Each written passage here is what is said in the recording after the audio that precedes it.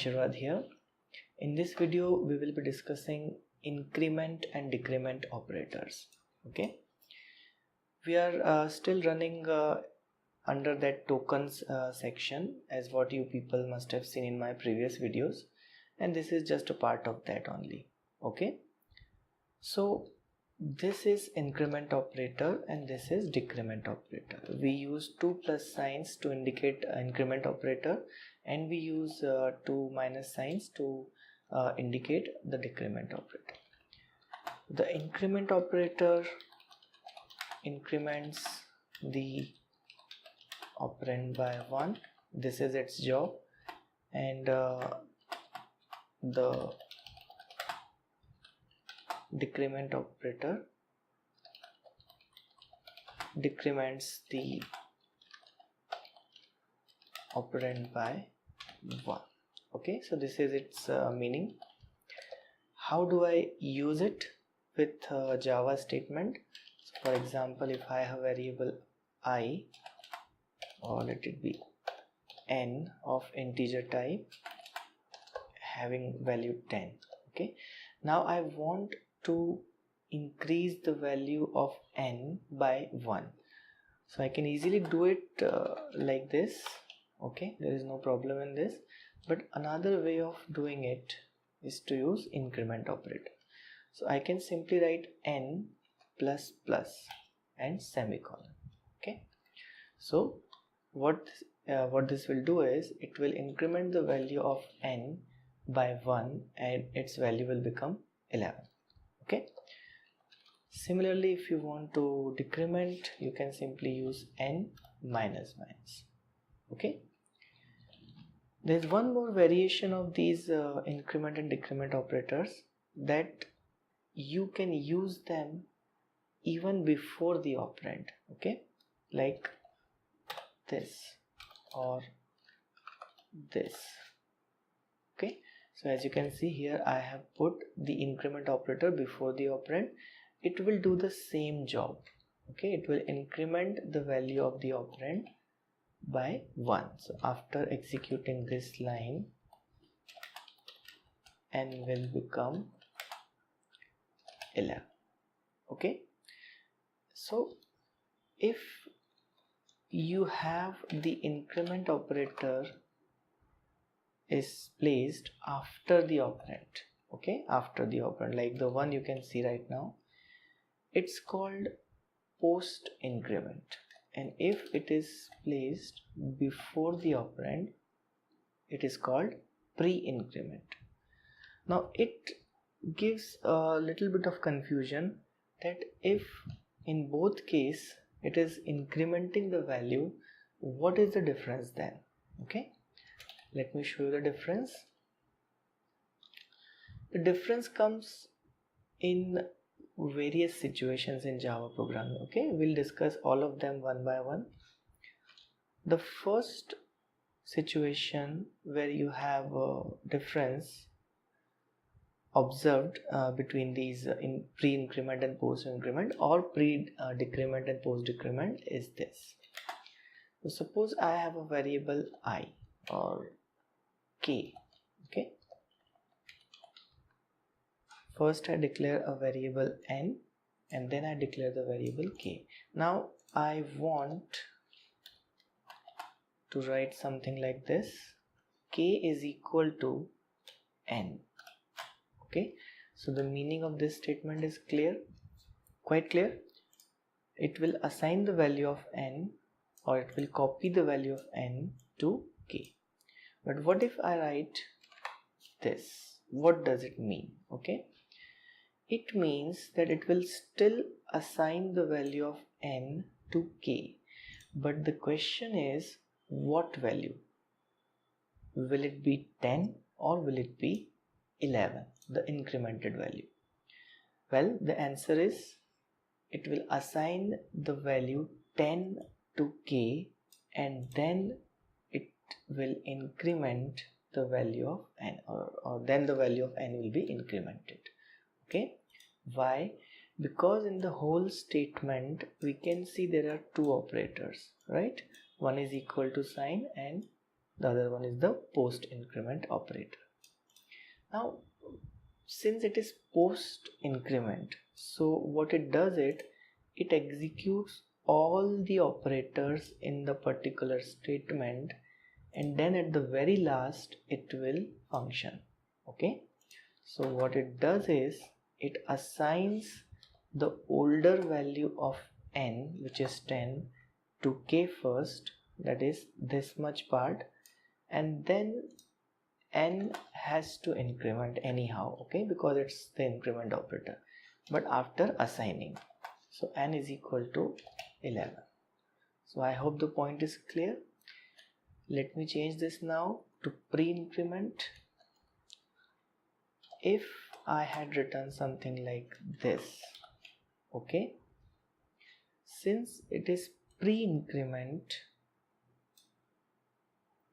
and we have two operators here, okay, so what pre-increment operator does is it will get executed first, and then the incremented value of n will be given to k, or will be copied in k. Okay, so first of all what will happen, n will be incremented, so n becomes 11, and then k will be given to the value of n. N will be the value of n will be copied in k. So what will it be? Since n has become 11, so it will be 11. So this is how the difference comes between pre-increment and post-increment, and same goes for decrement operator.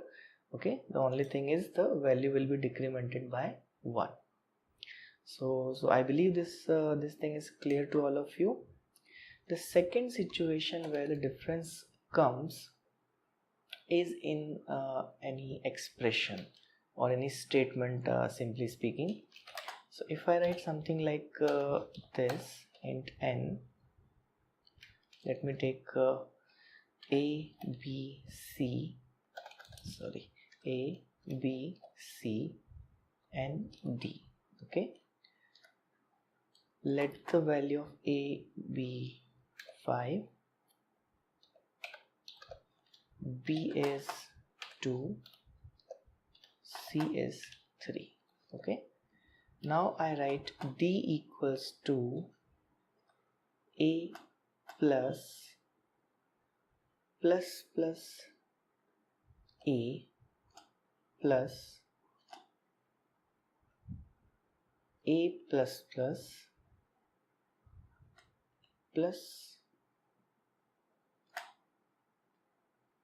b plus c plus.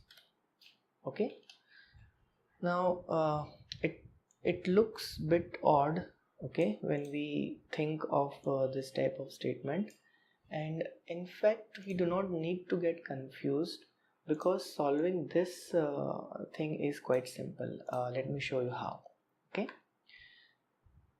as I told earlier, you just see how many operators are there in the whole statement, including this equal to, since equal to is also an operator. Okay, so all the post increments. Okay, so how to solve this thing? It's quite simple. Okay, let me show you how. What you are going to do is you have to solve this expression, or this part of the statement first. Okay, keeping in mind that you are going from left to right. Okay, left to right. If you find pre-increment, increment the operand and place the incremented value, and if you find the post increment, place the current value and then go ahead. But just before you go ahead, increment the operand. Okay, let me show it by doing it. Okay, here we have written simply A. So I place 5 here plus. Here we have a pre-increment operator. So since it's pre-increment, I have to consider its incremented value. So instantly A gets incremented and it becomes 6. Okay. Now A is no longer 5, guys. Okay, remember that. A has become 6 at this point. Plus. Now what do I place here? Since it is post increment, I will take the current value of A, which is 6. But before moving forward in the rest of the expression, I will have to increment this, okay, because since this is an operator, it will increment anyhow. It will increment the operand A anyhow. But I have considered the value, the old value 6. Now I am moving forward, and before moving forward I will increment A and then I will move forward. Okay, so at this point of time A has become 7 when we are moving from this. Okay, so A has become 7. It doesn't make any difference because we don't have A anywhere in the expression, but just remember, let me write the final values of these variables here. A has become 7. Okay, so that we remember that. Now next, B plus plus. Okay, the value of B is 2, so we'll take 2. We will not take the incremented value because it is post increment.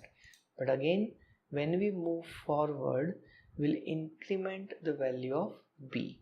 So at this point of time, B has become 3. Okay. Then what value of C we will consider here? Again, the current value, which is 3, but this operator will definitely function after it. So the final value of C will be 4. Okay, and you can solve this expression now, and you will get 22, and now this 22 is going to be assigned to D. So what is our answer? We have the value of A 7. Let me write them. A 7, B is 3, C is 4, and D is 22. So I hope the second situation where the difference comes between pre-increment and post-increment is clear to you. Okay, we'll take more examples as we go along in the lecture. Okay, so don't worry if anything is not clear to you. Fine. Let us discuss the third situation where the difference comes. And before discussing this third situation, we have to first understand how we print or how we display things in Java. Okay, so I'm just writing a statement here, system dot out dot println. Okay, don't think much about this. We have not discussed it yet. We will discuss it later. For now, you just understand that this particular thing is used to display something on screen in Java. Okay, that's it. So what I want to display is this. Okay, I have to declare some more variables here. Int n, or let it be A, comma B is equal to 3, semicolon. Here in one line I have declared 2 variables, and there only I have given them values, so it is perfectly alright in Java. So moving ahead, what I am going to print is, let me first write A plus plus.